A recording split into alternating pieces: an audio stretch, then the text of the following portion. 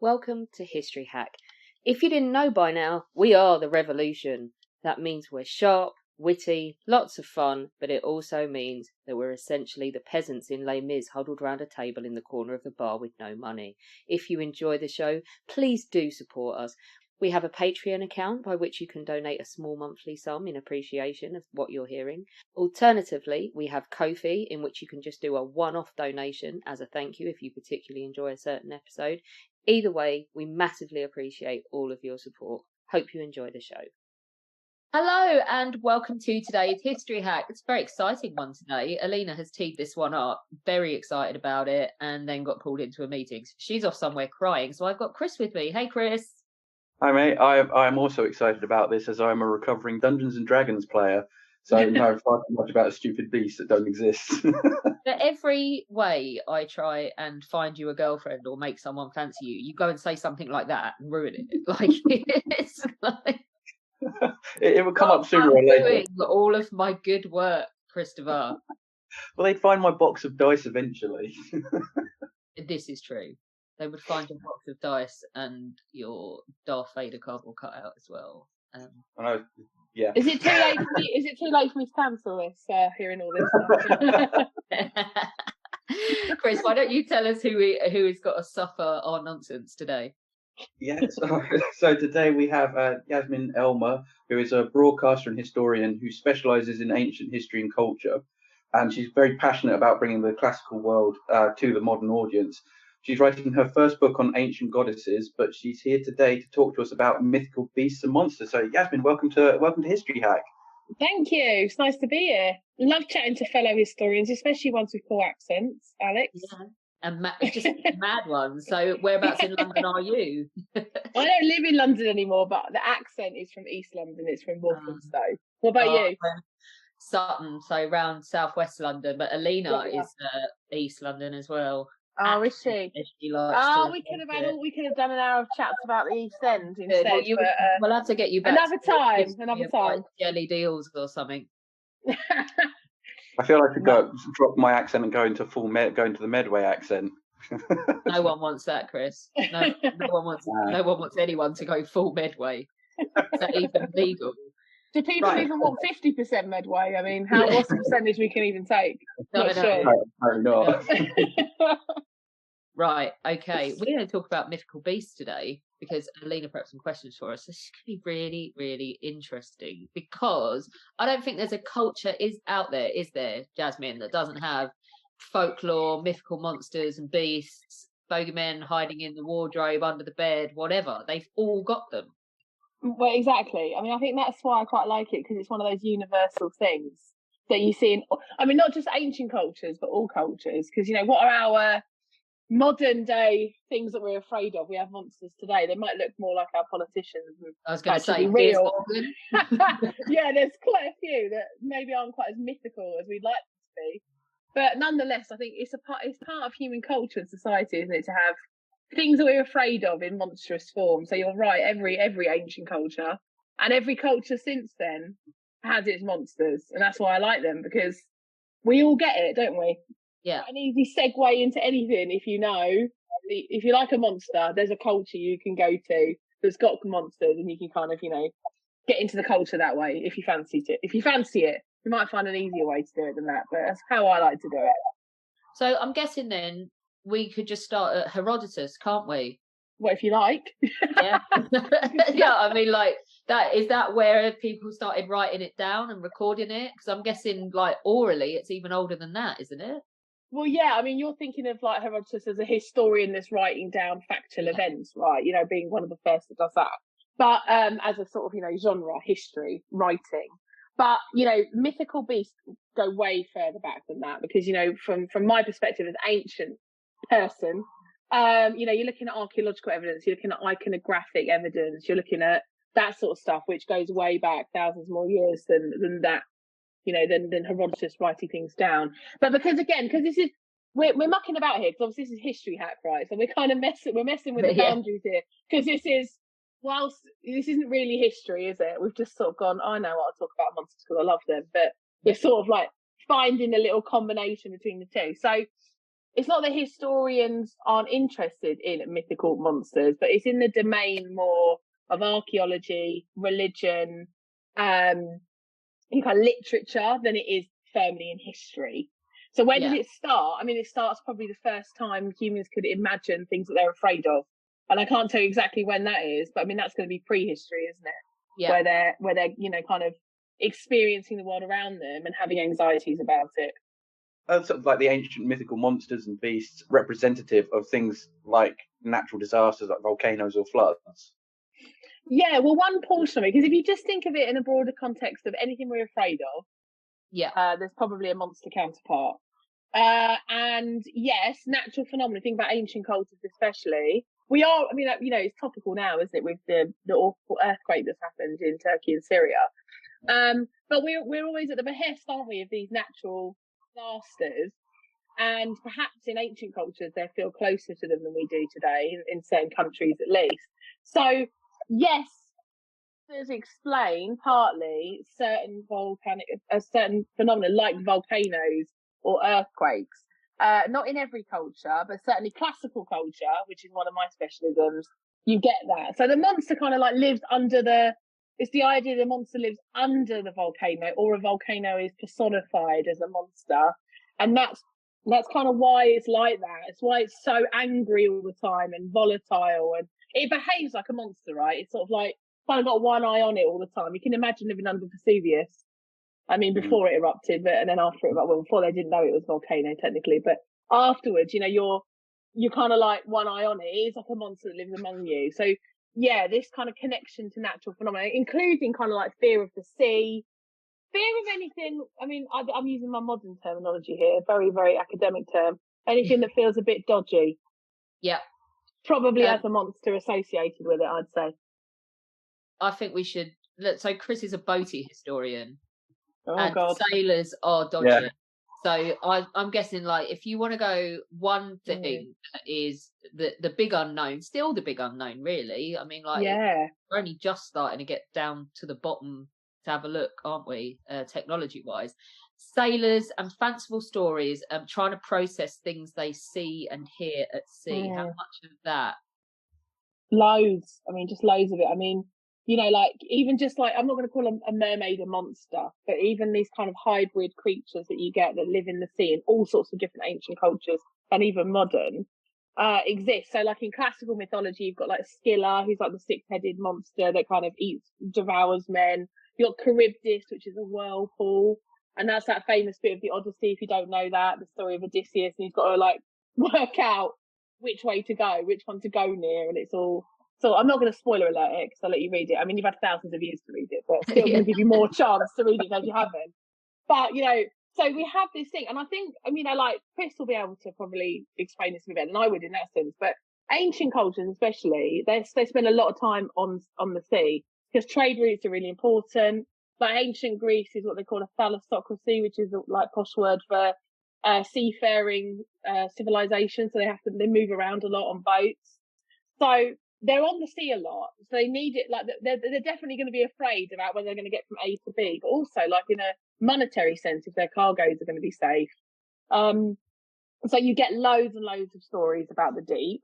I don't know about you guys, but I'm still afraid of it now because we don't know. There's going to be a stat here that one of you might know, but I heard once that we know more about space than we do about our own oceans and seas. I mean, is that actually true? Because it's a wicked stat, isn't it? Is it true? Is it? No, it is true, apparently. Yeah, something like 90% of the ocean we haven't explored.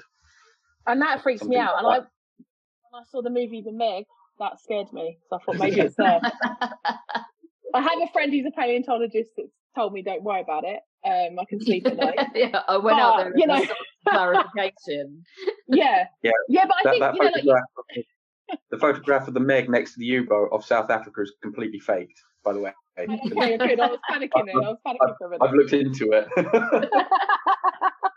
What about the Kraken? Yeah, so like, I mean, the Kraken, obviously, you get all of these different mythologies, and it's always the same trope, isn't it? Kind of again and again and again. It's this idea of this monster. It can either devour people, or it can cause shipwrecks and, you know, giant squid-like creatures that kind of, you know, bring ships down. But if you think about it, for human beings, especially in earlier cultures, one of the most scary contexts you can be on the planet is probably at sea. Because if you're on land, at least you can run off and you can do other things. But at sea, you really are totally at the mercy of what the sea is going to do. So that's why you get so many cultures. I mean, every single ancient culture has sea monsters as part of them.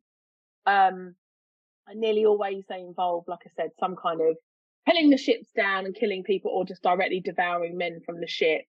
So you get, they're all over the place, and it's absolutely a way of processing what they're trying. Well, I mean, is it a process? I don't know if it's a processing, because it doesn't sound like it's going to be good therapy, does it? It's not going to be helpful to go, oh yeah, there's a monster over there. It's more like an expression, outward expression of your inner fears. Yeah. So in some ways, it's safer for you to put that fear of dying at sea, which is a real fear. We know, like, the number of people that would have died at sea is huge. And I don't know what the stats are even today, but let's not scare all the cruise people. But you get, you kind of get this thing, you take it out of you, you put it over there, and then it's easier way for you to explore it.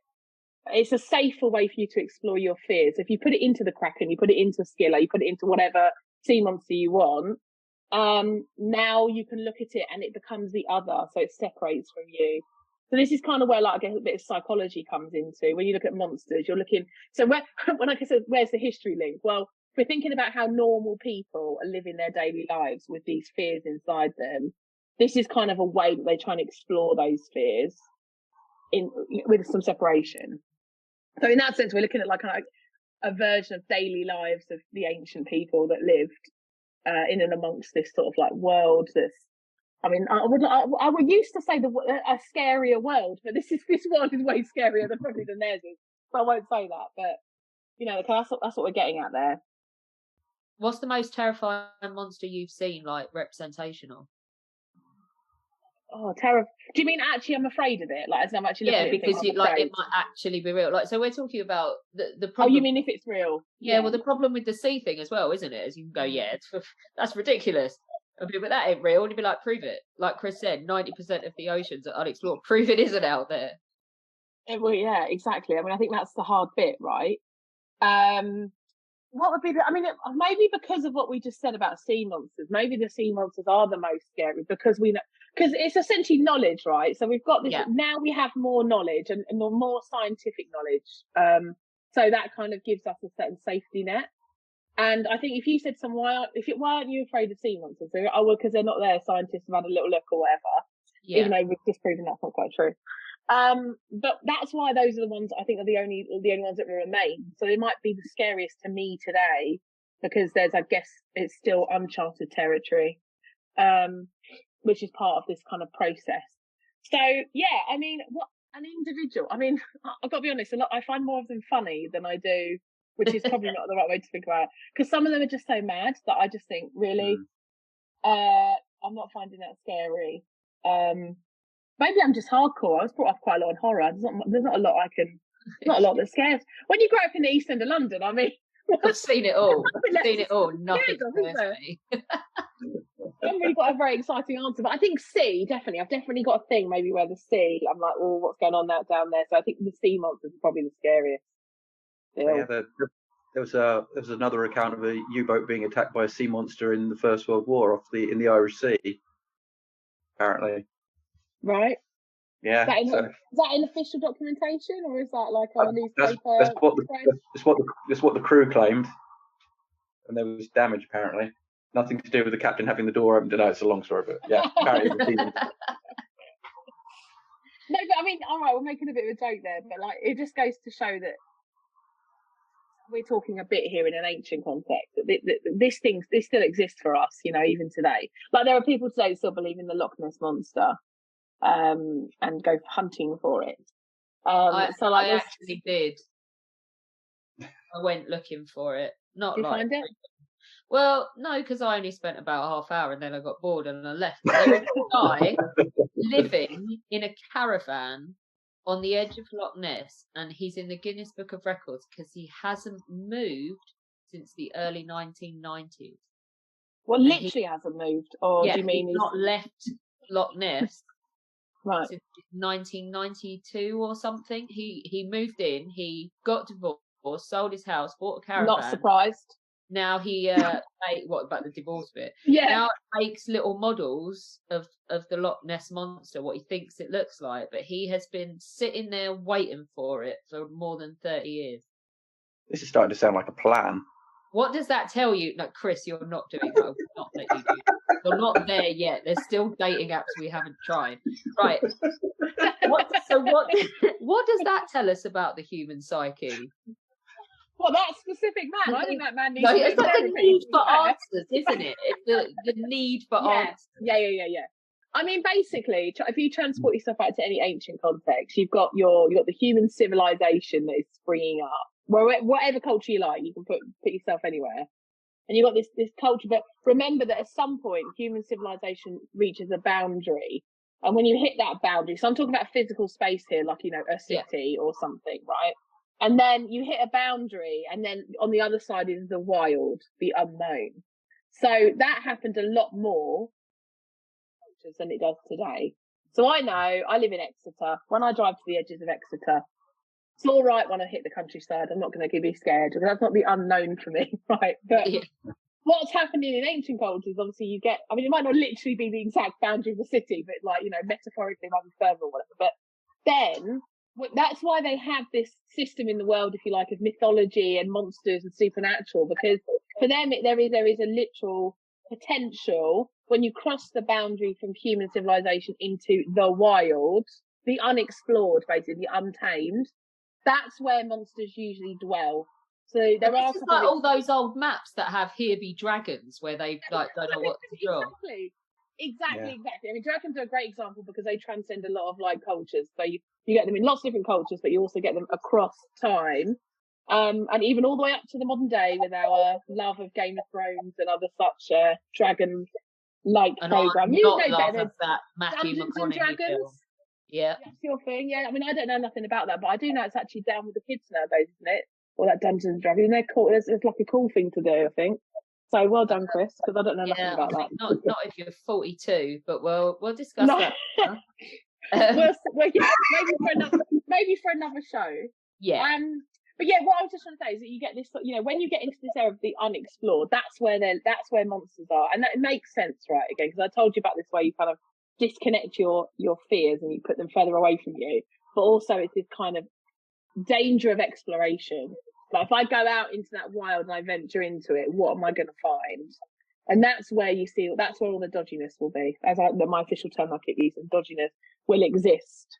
So actually it's fear, I don't want to make it make a really too much of a point on this, but you could connect this to fear of foreigners as well. And people I'm saying that I have no fear of foreigners.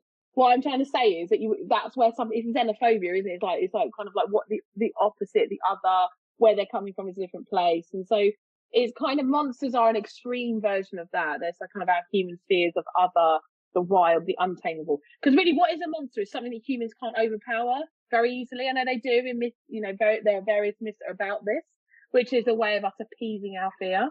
So if we get Perseus to lop off Medusa's head, then what that is I'm putting aside patriarchy thoughts. What that is us taming the monster. So that's making us feel better, right? Yay. Okay, right. But you've just mentioned the patriarchy because I have. we don't know what it is that sinks ships maybe in the ancient world or whatever. But are you saying the patriarchy sunk the ship? Well, what I'm saying is there's unknown stuff, right? But then no culture can claim not to know what a woman is and not to be able to overpower a woman. So why are so many monstrous figures female? I mean, you already mentioned mermaids, but Medusa, Ariadne, why is it always terrifying women? Because women are scary. We are, to be honest, let Chris answer, but I think Chris has got the right answer. Well, no, you kind of, because obviously, all monsters are on a hierarchy. So we were talking kind of about those bigger monsters that exist in the wild that devour men, and a lot of the things you were talking about originally are those kind of monsters. And then female monsters as a subcategory, if you like, represents something similar but also different. And that is, they often pop up in patriarchal societies, not always, but often do pop up in patriarchal societies.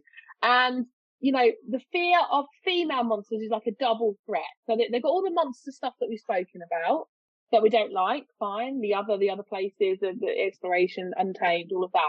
But on top of that, you get male fears about female power, and female power in different forms. So it can be kind of just literal power, and it can be sexual power. It can be all sorts of different types of power that women possess, that also go into these monstrous females. And so they become doubly scary in that sense to men, right? Yeah. To men, they become doubly scary. So the other thing that is really important is we have to get to this kind of point about women are the ones that give birth. So this idea that, if there are female monsters, it's the fact that they can give birth to more monsters. That's a fear. So there's the male fear of legitimacy, or fear of kind of offspring being a certain way. Women have that power because they're the ones that carry the children and give birth to them. So there's a few things that women represent that are particularly scary to men. And that's why, so for example, in classical cultures, like you just said about Medusa, that's why we get these monsters there that have a very distinctly female vibe, because that's a very patriarchal society. If that makes sense. It does. I like the praying mantis, who literally just shags them, then bites their heads off. Yeah.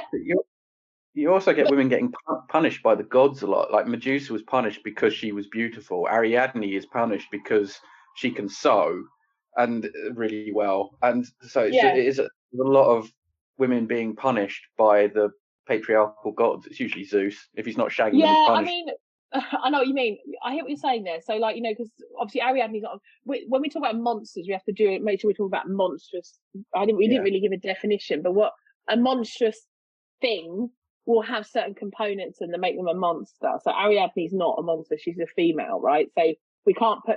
That's the different point we're making when we talk about female individuals. But when you said about women getting punished by the gods, yes, they do, but so do men. It's about the behaviour of the individual and what that represents. And nearly always says at the heart of Greek myth, there's usually a mortal person that has decided to be better than the gods and shown hubris, which is arrogance, which is an arrogance where you think you're so much better that you're even better than the gods. And that they're the ones that need to be smited down. So Ariadne is an example of that. And that can be male or female. So you get that kind of, that mixes around a bit. But you're right that women in general don't always get the best outcomes in Greek myth, which is probably where that point's coming from. There's quite a harshness to it.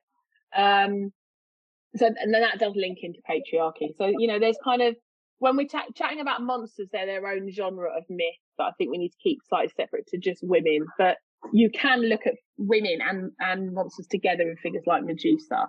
We just bet with the mermaids as well. So isn't it that they lure men to their deaths, either on the rocks or? Oh, that's the sirens, yeah. So they're not mermaids, but yeah, no, but it's not what you mean. So the sirens are like these bird-like female creatures that sing beautifully and lure sailors towards the rocks, and then they have a shipwreck because of that. So again, but that's, I mean, I don't want to keep poking on Chris here, but sailors and women.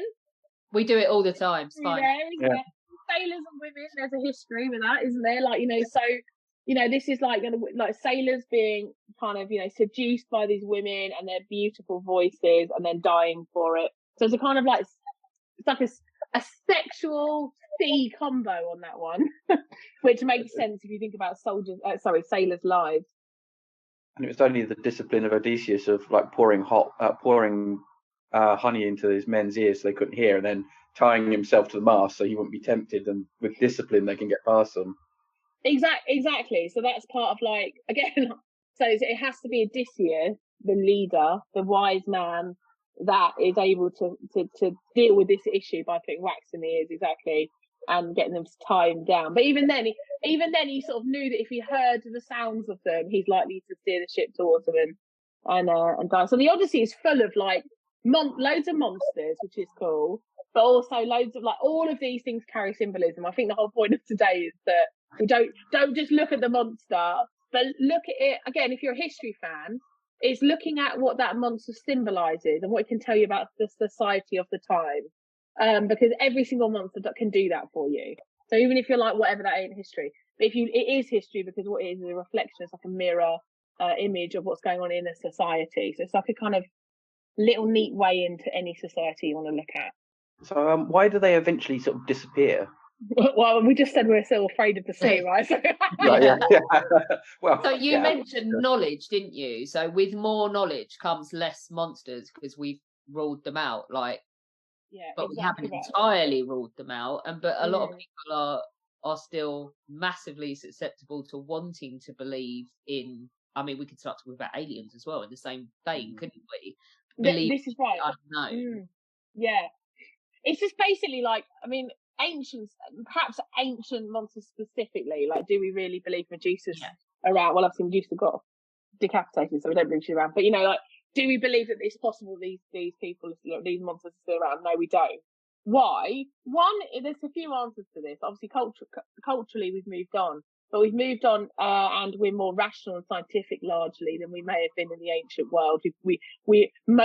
Most societies are probably leaning more towards the factual and the scientific rather than the kind of supernatural and mythical. That's one thing. Two, we explored the whole world. So apart from the seas that we're now all scared about, everyone's freaking out after this episode with that. But we don't have a lot of unexplored land anymore. So I know that Medusa's not over there because I've gone and had a little look, basically. And then, the other thing you said, that what are we afraid of today then? We are still afraid, right? We still have monsters, but they look different. And to me, we've pushed that boundary of wild further. So aliens is a great example, because what do we not know now? We don't know about life on other planets. That's our unknown. So the boundary's gone way out, right? Because we've explored planet Earth. So we're like, well, let's go further out.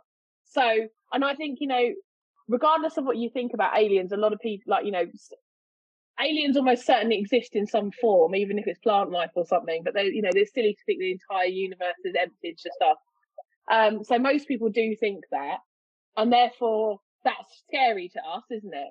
And then there's obviously, you go down to the more extreme versions where people think aliens are visiting us and stuff like that. But that's the same thing. That's our modern version of these ancient monsters. These things coming to us. But the other thing I would just say is, I think that this exists in the ancient world, which is really cool as well as an idea. Not cool. I always do that.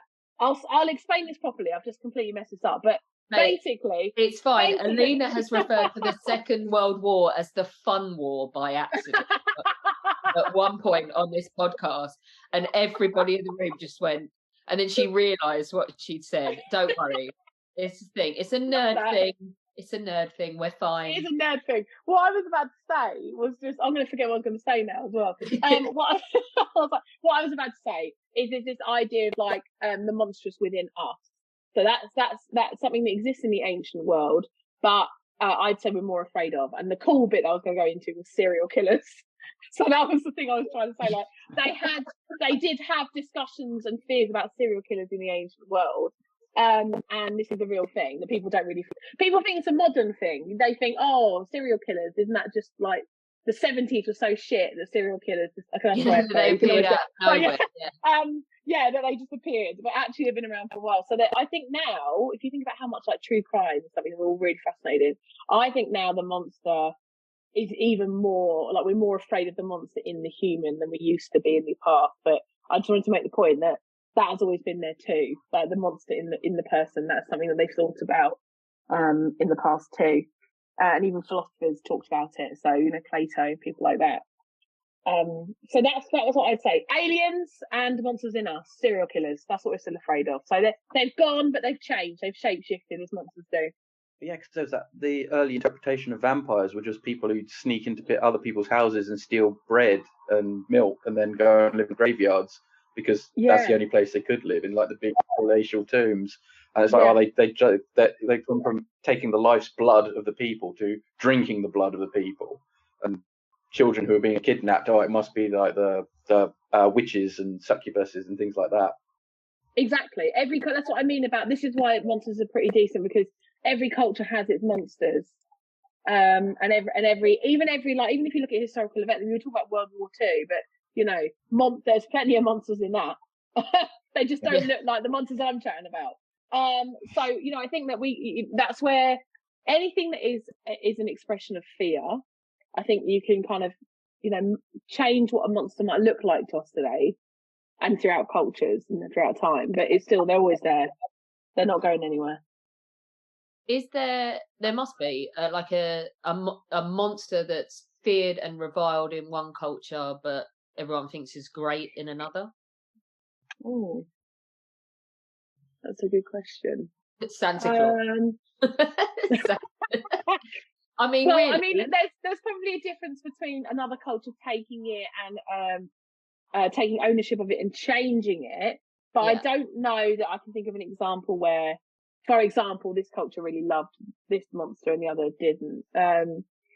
Because you know, and that would make sense, right? I mean, I'm saying I don't know that I can't think of an example that fits that, but that also makes sense with the theory I'm talking about, because despite different cultures, all human beings possess similar anxieties and fears. So it would be a bit weird if one culture was like, oh, I'm really afraid of Medusa, and the other one was like, yes, Medusa, I'm here for that. That wouldn't really make much sense, right? Because like the culture would have to be so, like the human psyche would have to be so different in that. And obviously there are lots of different cultures and they take things differently. I guess dragons are more interesting actually, because dragons, we haven't talked about dragons too much, but dragons are probably the best example of what you're talking about. So there is throughout time, you can see dragons as sometimes becoming lucky, especially in kind of Far Eastern cultures. So, you know, like the dragon symbol is a symbol of luck and power, whereas originally it's a symbol, you know, it's a marauding beast that might breathe fire, it might eat people or whatever. But there are elements of it where they're kind of maybe more lucky. So that's a kind of thing where that's more of an evolution of the dragon, probably, rather than contemporary things at the same time. I don't know enough about the dragon in Chinese cultures to be able to tell you what the timelines are like when you put that against like, you know, Western cultures, like classical cultures or later cultures. But that definitely exists. So you definitely, like, the dragon's quite an interesting monster to look at, because, like, again, it transcends time and it's so popular in so many cultures. I mean, it's probably the first monster that people might consider, and it has such ancient origins. You know, it's in the very first cultures, and all the way through to today. So it's a goodie to look at. Is it your favourite? Because predictably, Alina wants to know what your favourite monster is. No, my favourite is the Chimera, and she'll love my reason why. So the Chimera is this creature, kind of fire breathing. It's a bit of a dragon. It's a bit of a lion, and the best bit of it is it's a bit goat, which is why I love it, because what is that about? So if you look at the iconography of this thing, it's kind of looks like a lion's body, usually, with fire breathing out, and it's got a little snaky tail. So that's like the dragon element. The snake is the dragon in a lot of ancient cultures. And then it's just got this goat's head on its back, which I think is absolutely brilliant. I just want to know. I just got this image of this bloke by a fire in like ancient Greece, just going, I'm going to make up a new monster. I'm going to chuck a goat on its back and see what everyone says about it. I mean, there is. It doesn't look that scary. How can we make it more scary? Stick a goat head on it. I mean, I'm joking about it. I do know. No, but it's true. Like, you reckon it was just like? I really hope it was just some ancient Greek guy totally stoned off his nut on ancient Greek. That's what I want. Like, I just want him to be absolutely pissed up and just going, I know what to do. Let's chuck a goat on it, and everyone goes, yes, mate, and that's how it goes. But I mean, there is a bit of symbolism behind it, because obviously the lion is a bit obvious, and maybe the snaky bit is a bit obvious, but the goat on the back is, some scholars have argued that it's kind of about like the domestic side of the monster. So it represents kind of because it's a female monster as well. So it's that kind of element of femininity that's about the domestic realm. I mean, maybe, but I just prefer the one where someone just, I mean, when I say the one, it's fully made up, it's not real. The one where I just go, yeah, I fancy that. Yeah, I'm still going to go with the personified praying mantis from that episode of Buffy the Vampire Slayer, where she was literally biting blokes' heads off. Just literally using them for sex and then biting their heads off. Like, I'm down for that. Like, that's a reasonable way forward. Maybe I'll start an app. I'm sure Chris would sign Which dating app is she on? Yeah. Go on, Chris. What's yours? I think probably. I don't know. It'd be hard. I'd probably have to go with Gorgons in general. Just the whole story of Perseus and the reflective shield and the three sisters, and it's just fantastic. All the Minotaur, Minotaur is a fun story. I even use it now when I get lost. Like start leaving trails so I can find my way back. I like the Minotaur as well because it's, you might potentially there's connections to the Minotaur and explanations for earthquakes because he's underground, and there's a lot of descriptions in the ancient texts of him bellowing, which is an odd term, and it sort of might represent the sounds of of what happens underground, and the labyrinth is kind of like womb-like and under the ground. So it's so sad, the Minotaur, because actually it's he's just discarded down there just because of the madness of his own birth, which is just really, I think it's really tragic. We don't talk, actually there's not a lot about the Minotaur in ancient texts really, but I just think he's really sad. He's like relegated. It's like, poor little thing. The whole story's sad as well because the hero kills him, gets the boat back home, forgets to change the colour sails, leaves them black, and his mother goes, he dies, and she throws herself from the cliff and dies as well. So that's right. No one's a winner in that story. Yeah, it's his father Aegeus. He's supposed to change the sails over to know he's safe, but he doesn't. Well, I'm not a fan of Theseus. If you ask a lot of classicists, especially younger ones, we don't like Theseus. He's a bit of a douchebag, really. So I mean, decent end for him. Quite happy about that bit. That's not a tragedy to me. I was like, yeah, fair enough. I just love how Chris has managed to like basically empathise with the Minotaur being discarded and alone through no mistake of his own. He was just born ginger. It wasn't his fault. Let's end on a serious note, or because I don't know why. Is there any point in doing that? No, it's not that serious, really. It's just an actual structured question instead of us mocking Chris.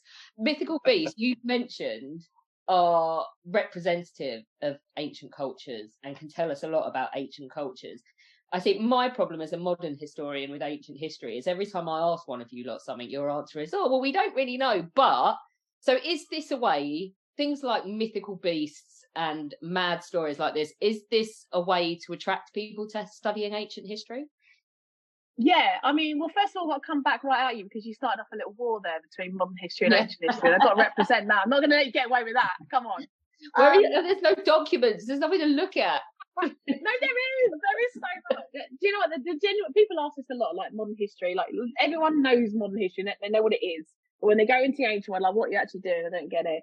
But the true difference is, I think, if you're a details person and you're getting into your modern history, you've got all that documentation. It's all there. Sometimes it's depending how modern a historian you are. You might have the actual direct words of the individual that you're looking at or whatever. You've got real direct evidence. Sometimes even, I can't believe that you guys get visual evidence like films and photographs. That's exciting. But but the thing is, like for us, it's like, you're trying to piece together all these different types of evidences, which I prefer because I like looking at a historical document, which usually involves translation, so it's language. And then you might be, oh, here's a little piece of the puzzle, and then I need to go to archaeology to fill the rest of it in, and then a piece of literature. So like mythical beasts and things like that are actually a part of this like mosaic of how we build ancient lives. So that I can see why it's frustrating to people that prefer to work in a more structured way. But I like it because it means there's so much to explore. It's so much more interpretation that you can put on something. So, is this a good way? Well, yeah, because it's a little piece of the puzzle. So I would never encourage anyone to go, let me just do beasts and move on. But the truth is, I do find, I don't want to say anything about your lovely listeners, but the monstrous part of it is something we all relate to. Whether or not, you get it. You were a kid, you listened to that story, you get this, whatever, we all know it. And because all of my work is about accessibility and relatability of history, that is a nice way in, because it means you're already happy where you are. You I kind of know, I've heard of this Medusa, I know what's going on there. And then you step in that way and you think, well, wouldn't that be interesting to look at kind of ancient attitudes to women or other things like that in the ancient world or in this culture. So definitely think it's a great way to attract people to ancient studies. Yeah, so I think it's all about bringing it all together and kind of a little bit of the mosaic. But then I don't know, because do you hate that then? Do you hate this idea of having to bring together all these different disciplines? Is that something that you don't like? Or would you my world is simple. I spent the whole of yesterday sitting there with a bound volume of crap written by Admiral Jellicoe in his own words, like literally 5 seconds after something happened. And I'm spoiled. I am a spoiled brat of a historian, and I get that all the time. Me and my many, many documents. It's not. Yeah, I don't know. I just think it is mad, isn't it? It's like we look at each really other different across the historical divide, ancient historians and modern historians. I'm like, you're weird. But could you, like, I don't want to drop the U-boat word again, but I'm going to. I'm tracing a U-boat that disappeared in the Aegean, and no one knows why it didn't turn up. Could you, as an ancient historian, go, yeah, Kraken? That's why it didn't turn up. Well, no, that's not classical. No, because that's not classical mythology. I could go, no, Charybdis or something. I would love to be able to. I don't know. I think it's interesting. Maybe like people who are into ancient stuff. We like to make stuff up. Maybe we're just more into kind of like, use my imagination. Turn up. You know. So yeah, why don't we say that? I think your conclusion on what you're working on, Chris. Stop, put it all down. All you got to say, up comes Skilla. That's how they died. Yeah. Like in that movie with the U-boat that goes into the dinosaur thing. I can't remember what it's called. Same thing. U-boats and Sea Monsters by Chris Sams, coming 2026. Yeah. God help us. Jasmine, thank you so much for this. It's been brilliant. And you were talking about like using monsters and characters in classical literature and mythology to give a wider interpretation of history, and I imagine that's what you're doing with your book on goddesses. Yeah, so like I like to dabble across the ancient world a little bit. So yeah, my book. So you've gone rogue, like you'll do Greek and Roman. And that's my original background. So my undergraduate degree was the entire ancient world, and then when I was actually a school teacher, so I specialised in classics then. And became a teacher. So that's why I've got this. And then when I did my master's thesis, I worked on monsters. So monsters is like one of my little areas. But this is what's so cool about ancient, because you can just be like, okay, I'm going to go to this now. So I'm really interested. Like the female monsters got me into thinking about femininity in a wider sense, and that's where there is a connection, because I've gone from like looking at monsters as part of my thesis. I'm thinking about femininity in a wider sense and moved to the book. So yeah, the book is going to be about ancient goddesses across a variety of different cultures, ancient cultures, and hopefully ones that people haven't really had a chance to explore before. And it's going to be a book for everyone. So, like it's one of those sort of public history books. You can just turn up and read it. You don't need to have a background in it, because that is what all my work is about. It's what my podcast is about. It's what my TV work is about. It's all about getting people into it. That don't have a chance, because you guys, I don't know how you guys feel as historians, but ancient stuff has a specifically bad rap for rep. Sorry, did I just say rap? That's okay. You just sounded down with the kids. We don't I don't know if you know about ancient rap, but it's so dope. We don't do gatekeeping at History Hack. We don't. No, I know you guys don't, but what I'm saying is that, like, when you think about the ancient world, you do it's even smaller community, and so it's time for that to move on. So that's what I'm trying to do with my stuff. So it's been lovely talking to you guys and meeting historians that do the same thing in modern history. Yeah, me, you, Alina, Chris will blatantly tag along, and a pub at some point, I think. Indeed. A necessity. Chris can go to the bar. It sounds like I've got to bring a date for Chris, though, if I ever meet Chris in person. Like, that's where we're going with this. Yeah, I feel like I'm going to put that demand on anyone who wants to come out drinking with us. You've got to bring a girlfriend for Chris. Okay, I'll get looking. Lord knows we've tried to find one and failed. So we're now farming it out. We're now subcontracting. outsourcing Fine. it. I'll get on it, Chris. I'll get on it. And promise us that you will come back and tell us all about goddesses when the book is out. Yeah, I would love to. I'd love to. It's been great chatting to you, and I hope I've just tried to give everyone a little bit of a foothold in this today. So if you love all this stuff, go and read up on some specifics a bit more. But it's been wicked being on here today. Thanks, and I'll be back. Excellent. We look forward to it. Our incredible guests give us 45 minutes of their time to join us and talk about their work or their new book. This is just a small taster. As a result, we have launched our very own bookshop on bookshop.org, where you can find our guests' latest books, you can support them, and you can support us on History Hack. 10% of every sale via our bookshop supports the podcast and allows us to keep going and bring you more top-of-the-line guests. You can find our bookshop at bookshop.org/shop/History Hack, or search for us in the shop section. Thank you so much for your continued support. We really appreciate our listeners and supporters. So make sure you get down to the bookshop and grab yourselves a new book.